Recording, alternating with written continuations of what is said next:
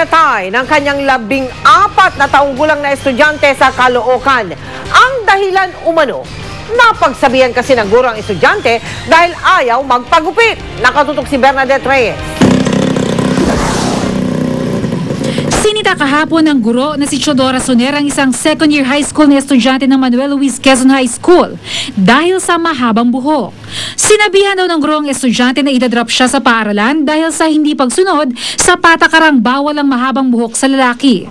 Kwento ng advisor ni estudyante, ilang beses na raw napagsabihan ni Soner ang estudyante dahil ayaw magpagupit. Kahapon nilapitan daw siya ni estudyante para itanong kung totoong na-drop siya sa paaralan. Hindi naman po totoo yun na idadrop. Panakot lang sa kanya kasi matagal na siyang sinisita sa buhok niya. Sabi ko, sige magpagupit ka na lang ng buhok. Ayon sa pulisya, alas 5:30 ng umaga kanina, inabangan ng 14 anyos na estudyante si Miss Soner sa Ascoville Road, Barangay 185 Malaria, Caloocan. Bit-bit ang isang kitchen knife.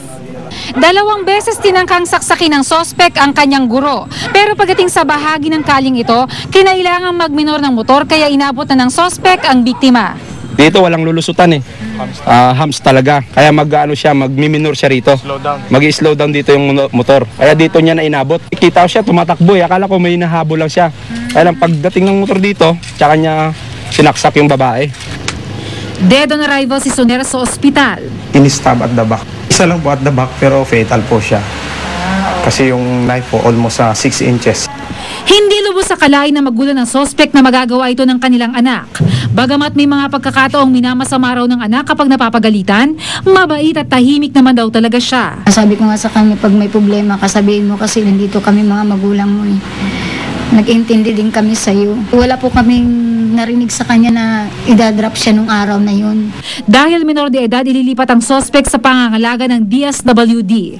Balak naman ng DepEd Secretary na puntahan ang sospek. Meron tayong early detection signs, no? Kasi kung yung galit sumusobra na, it's really more the early detection of the personalities, no? Bernadette Reyes, Nakatutok, 24 Oras. Nagbagsakan ang ilang poste ng kuryente sa Congressional Avenue Extension sa Quezon City matapos sumabit sa mga kable nito ang isang truck. Nawalan tuloy ng kuryente sa 2 subdivision. Nakatutok si John Consulta. Pasado alas 4 ng madaling araw, ginulat ng animoy tunog ng pagsabog sa kalsada ang mga residente ng Congressional Avenue Extension, Quezon City. Ang tunog galing pala sa pagbagsak ng ilang poste ng kuryente sa lugar matapos sumabit ang isang truck sa mga linya ng kuryente. Umarurot ito matapos ang insidente kaya di na naplakahan. Yung paglabas namin wala nang ilaw, wala na. Tapos hindi na namin nakita yung nakabangga dyan. Yung pala nangyari mga poste. Okay. Anong itsura dito ma'am kanina? Ang dilim-dilim. Nagkalat ang mga bumagsak na wire at durog-durog na bato mula sa mga natumbang poste. Agad rumisponde ang mga tauhan ng Meralco. Ginamit ang isang crane at ilang kahoy na pangtukod para pigilan ang pagbagsak ng ilan pang nakatagilid na poste. 2 subdivision ang walang kuryente sa ngayon. Umaasa na mabilis na maayos ang mga nasirang linya ng kuryente sa kanilang area. Ang hirap talaga kasi maglalaba ako ng uniform, magpa-plancha, kailangan ng alaga ko. Walang kuryente. Walang kuryente. Ayon sa Meralco, sa tindi ng pinsalang tinamo, aabutin daw ng alas 8 ngayong gabi bago magkaroon ng kuryente sa mga nasabing lugar. John Consulta, Nakatutok, 24 Oras. Si Mel Tiangco, ang inyong kapusong totoo. Napakasakit para sa isang ina na makita ang kanyang anak na nahihirapan lalo na kung ito ay sanggol pa lang. Tampok namin ngayong gabi ang kwento ni Baby Ivan na sa murang edad, napakabigat na pinagdaraanan. Baby photo album at mga litrato mula sa unang araw niya sa mundo. Kalimitan na iniingatan ng mga magulang upang maipakita sa kanilang mga anak pagdaan ng panahon. Pero si Nanay Elena, walang naitagong kahit isang litrato ng kanyang pang-4 na anak. Maliban kasi sa walang pera, nais niyang sa unang litrato ng anak na si Ivan, wala na, sana, ang malaking bukol sa mukha nito. Kasing laki lamang ng isang holen ang bukol ni Baby Ivan nang maipanganak. Subalit sabay sa kanyang paglaki, ay ang paglaki rin ng bukol. Mula Leyte, lumuwas sila pa Maynila para magpagamot. Agad naming sinamahan ang mag-ina para maipatingin sa espesyalista. Ang tawag sa tumubo sa ulo ni Baby Ivan ay meningocele. Meron siya tinatawag na frontonaso-orbital meningocele. Ito ay a congenital defect na merong maliit na butas dito sa may harapan niya. Mukhang medyo maaga nagsara yung kanyang bumbunan. Doon lumalabas ang konting bahagi ng brain at saka cerebrospinal fluid, yung kanyang fluid ng brain. Kaya lumalaki itong bukol niya sa harapan.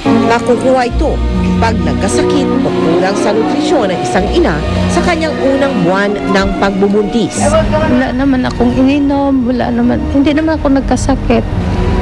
Operasyon ang tanging sagot sa paggaling ni Baby Ivan. Now is a good time to do the operation before itong 1 year. Kasi ang pakiramdam ko, further pressure on the left eye, baka mawala na ng function yung left eye.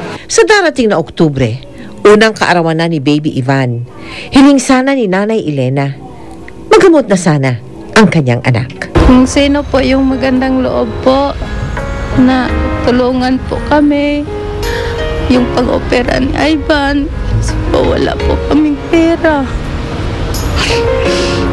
Sana po maoperahan ng maaga. Sana po matulungan niyo po kami.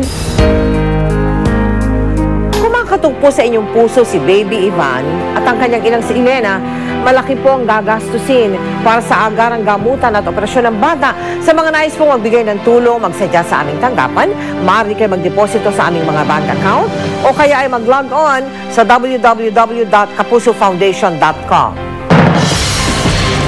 Susunod! OFW sa Saudi Arabia patay matapos umanong saksakin at lasunin ng asido. Justice Secretary Laila de Lima, ayan o, napachacha sa programa ni Arnold Clavio ngayong gabi. Dito lang yan sa 24 oras.